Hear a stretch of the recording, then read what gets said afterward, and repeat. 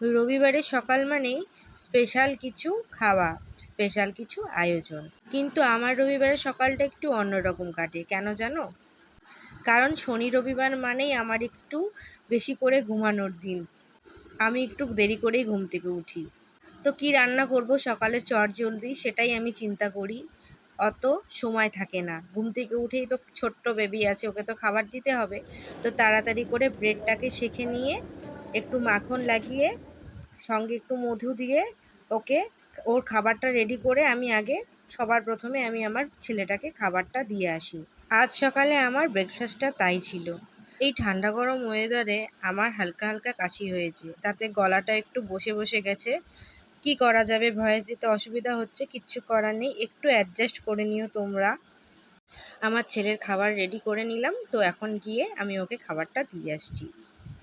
ওকে দিয়ে আসলাম ব্রেকফাস্টটা, দেখছি ও খুব মজা করে ব্রেকফাস্টটা খাচ্ছে। তো এবার আমার দুপুরের রান্না তৈরি করতে হবে। তার জন্য আমি চালটাকে নিয়ে নিচ্ছি বাসনের মধ্যে।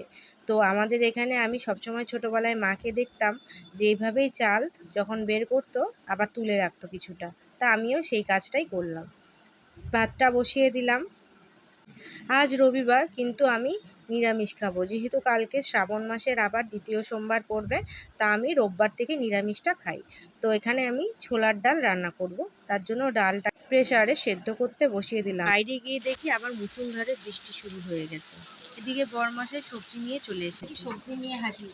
তো ওকে বলেছিলাম যে চাল কুমড়া নিয়ে আসতে, আমি চাল কুমড়াটা খুব পছন্দ করি, কিন্তু অনেক দেরি করে বাজারে গেছে জন্য চাল কুমড়া পাইনি। তো কী কী সবজি নিয়ে এসেছে তাই তোমাদের সঙ্গে শেয়ার করছি। এই যে তোয়াশ নিয়ে এসেছে, আর হচ্ছে দেখি কী কী নিয়ে এসেছে, এই পটল, কোয়াশ, আর এদিকে হচ্ছে কাঁচা কলা আছে,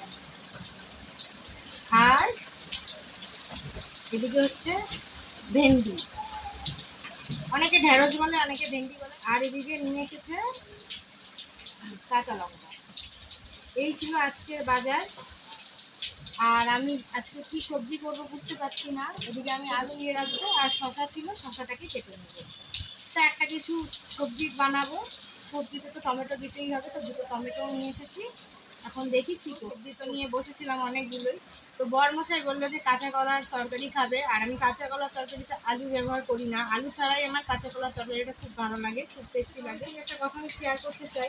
আমার হাজব্যান্ড কখনোই আগে কাঁচা কলার সবজি পছন্দ করতো না, খেতেও না। তো আমি এইভাবে বানাই, তারপরের থেকেও দেখি খুব ভালো খায় এবং খুব মানে পছন্দ করে। মাঝের মধ্যেই কাঁচা কলা আনে আর আমাকে বলে বানিয়ে দাও কাঁচা কলার সবজি। তো আমি এইভাবে বানাই। কাটা হয়ে গেছে, আমি শুধু ভেন্ডি ভাজা করব, যেহেতু ডাল করছি, ছোলার ডাল করছি, তা ভেন্ডি ভাজা করছি সাথে। আর হলো এই যে কাঁচকলার তরকারি করবো, আর একটু শশা কেটে নিলাম। ডাল, তরকারি আর ভাজা, ব্যাস সিম্পল খাওয়া। ওদিকে সবজি কাটতে কাটতে দেখি আমার ভাতটা এসে হয়ে গেছে, তো আমি ভাতটা নামিয়ে নিলাম। ওদিকে ডালটা সিদ্ধ হচ্ছে, তো ভাবলাম যে প্রথমে একটু তাহলে ভেন্ডিটাই ভেজে নিই, তাড়াতাড়ি হয়ে যাবে ডাল সিদ্ধ হতে হতে। তো আমি এখন ভেন্ডিটাকে ভেজে নিচ্ছি। ভেন্ডি ভাজা বসিয়ে দিয়ে তারপরে আমি কাঁচকলা রান্না করব জন্য মশলা তৈরি করে নিলাম। মিক্সি বাটিতে সব রকমের মশলা দিয়ে একটা পেস্ট তৈরি করে নিলাম। আমি কিন্তু এখানে আর আলাদা করে কোনো মশলা ব্যবহার করব না রান্না করার সময়। এদিকে আমার ভেন্ডি ভাজাটাও পুরো কমপ্লিট হয়ে গেছে, এবার নামানোর পালা, নামিয়ে নেব এখন আমি। এদিকে ডালটাও আমার পুরোপুরি সিদ্ধ হয়ে গেছে। দেখো আমি কিন্তু ডালটাকে 8-10 ঘন্টা ভিজিয়েও রাখিনি, কিছু করিনি, একদম ডাইরেক্ট সেদ্ধ করেছি। কিন্তু দেখো কত সুন্দর একদম মখমলা সেদ্ধ হয়ে গেছে ডালটাও। এদিকে এবার ডালে সোমবার দেওয়ার জন্য সব ফোড়নগুলো তেলের মধ্যে দিচ্ছি। ফোড়ন দিতে দিতে দেখি মশলার দানিতে গোটা গরম মশলা আড়ন্ত। আমাদের এখানে কোনো কিছু শেষ হলে না, শেষ বলতে হয় না, মশলাপাতি হোক বা আনাজ হোক, তো সবসময় বাড়ন্ত কথাটাই বলতে হয়। আচ্ছা তোমরা কে কে এরকম নিয়ম পালন করো আমাকে একটু বলো। যাই হোক, তো আমি ডালটা সোমবার দিয়ে দিলাম ওভাবেই। আর ডালটা সোমবার দেওয়ার সময় আমি তোমাদেরকে দেখাতে পারিনি। এবার আমি কাঁচা কলার তরকারিটা রান্না করছি। দেখো কাঁচা কলার তরকারিতে কিন্তু আমি আলাদা করে কোনো মশলা ইউজ করিনি, যা দিয়েছিলাম তাই। আর আগের থেকে তো কাঁচা কলাটা ভেজে রেখেছিলাম, তো সেটাই দিয়ে দিলাম। এই কাঁচা কলার তরকারিটা রান্না করতে খুব বেশি সময় লাগে না, কারণ কাঁচা কলাটা যেহেতু ভাজার সময় অনেকটাই সেদ্ধ হয়ে যায়।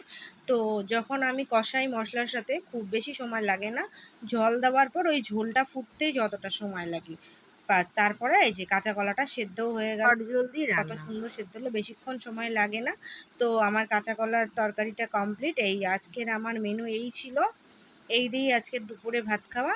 অনেক দেরি হওয়াতে ছেলে আর আমি দুজনে একসাথেই ভাত খাবো, তাই এক থালাতেই দুজনের ভাত বেড়ে নিলাম, দুজনে মজা করে খেলাম।